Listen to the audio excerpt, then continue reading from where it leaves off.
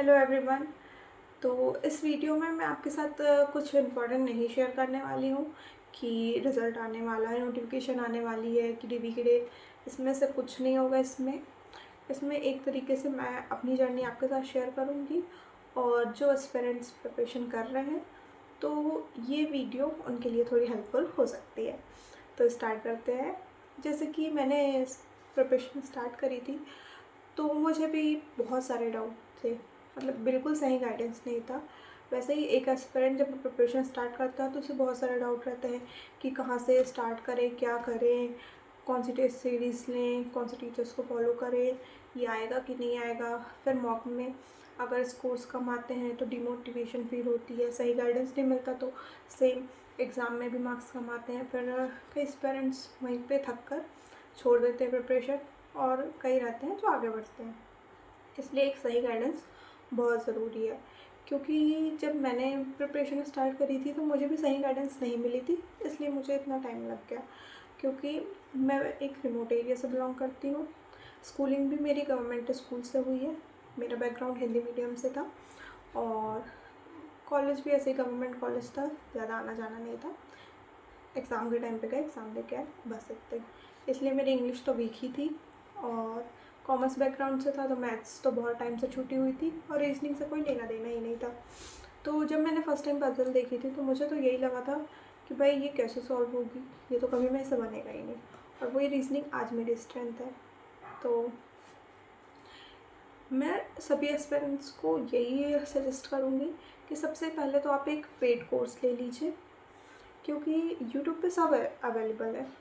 लेकिन paid course से आपको एक सही गाइडेंस मिलती है, आपके शेड्यूल फिक्स रहते हैं और आप उसको सही तरीके से फॉलो करते हैं। मतलब यहाँ वहाँ भटकना नहीं पड़ता और टाइम वेस्ट नहीं होता है।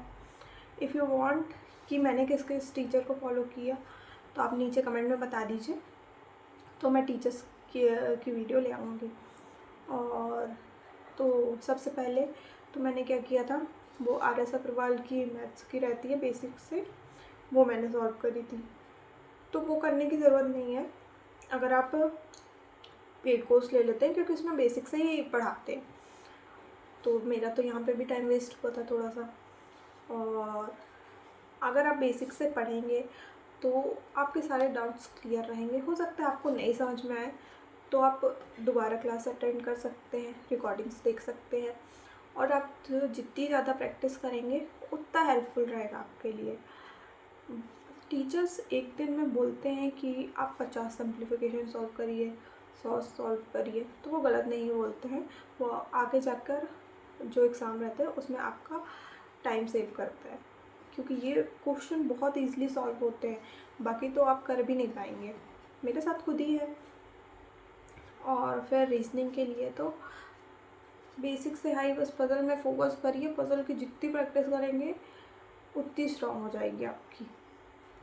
और स्टार्टिंग में ना रीजनिंग में मन नहीं लगेगा, मैं लिटरली बता रही हूँ, मेरा खुद नहीं लगता था। लेकिन ना धीरे धीरे इंटरेस्ट आएगा, पजलें बनने लग जाएंगी तो फिर आपको मैथ्स से ज़्यादा कंफर्ट ना रीजनिंग में आ जाएगा, तो रीजनिंग अच्छे से पढ़ेंगे।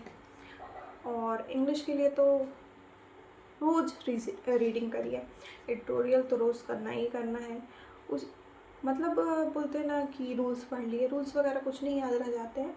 आप रीडिंग करोगे, देखोगे और वो जो प्रैक्टिस क्लासेस होती है वो अटेंड करोगे ना, तब आपको हेल्पफुल रहेगा। कई टीचर्स हैं जो रूल्स तो बताते ही हैं, फिर जब प्रैक्टिस क्लास में इम्प्लीमेंट करवाते हैं ना तब अपन को ज़्यादा अच्छे से समझ में आता है। तो ये कुछ चीज़ें हो गई। फिर उसके बाद ना मेरा जैसे ही ख़त्म हुआ था वो, मैंने भी सब्सक्रिप्शन लिया हुआ था। जैसे ही मेरा पूरा कवर हुआ सिलेबस, वैसे ही मैंने मॉक टेस्ट में शिफ्ट कर दिया था।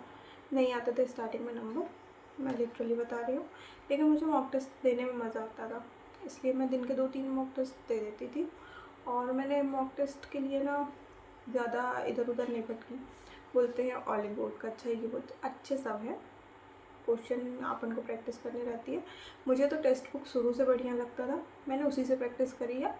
और बीच में मैंने गाइडली का भी सब्सक्रिप्शन लिया था, तो बस इसी दोनों पर मैंने प्रैक्टिस करी है और बहुत बढ़िया। पहले तो टेक्स्ट बुक का लेवल लो था, लेकिन बीच में अभी से हाई कर दिया था। तो एकदम जो क्वेश्चन रहते थे वो एग्ज़ाम लेवल के ही रहते थे, बहुत मज़ा आता था सॉल्व करने में। फिर जैसे जैसे आप जैसे जैसे आप क्वेश्चन सॉल्व करेंगे, मॉक देंगे, तो आपके मार्क्स इंक्रीज़ होंगे। धीरे धीरे आप खुद नोटिस करेंगे कि आपकी स्पीड भी बढ़ रही है। मेन रहता है प्रीलिम्स में स्पीड का, तो स्पीड तो आपकी सिर्फ मॉक टेस्ट से ही इंक्रीज़ हो सकती है। तो दिन के 2 मॉक तो दीजिए ही दीजिए, और जब प्री निकलेगा तभी तो मेंस लिख पाओगे, इसलिए प्री अच्छे से पढ़िएगा।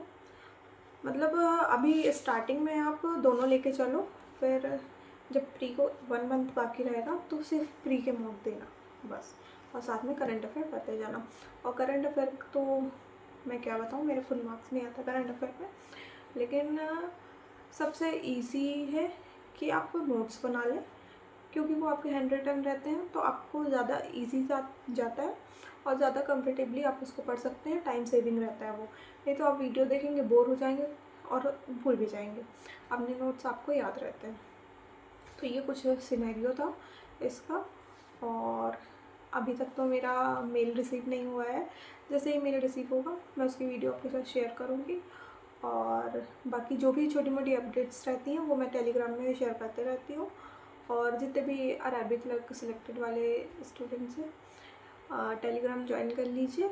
वहीं पे जो भी डिस्कशन होगी कि क्या क्या डॉक्यूमेंट्स लगनी है, वहीं पे मैं शेयर करूँगी आपके साथ। और जो मुझे ना समझ में है वो आप बता दीजिएगा, क्योंकि मुझे भी नॉलेज नहीं है इसकी, बस थोड़ा बहुत है।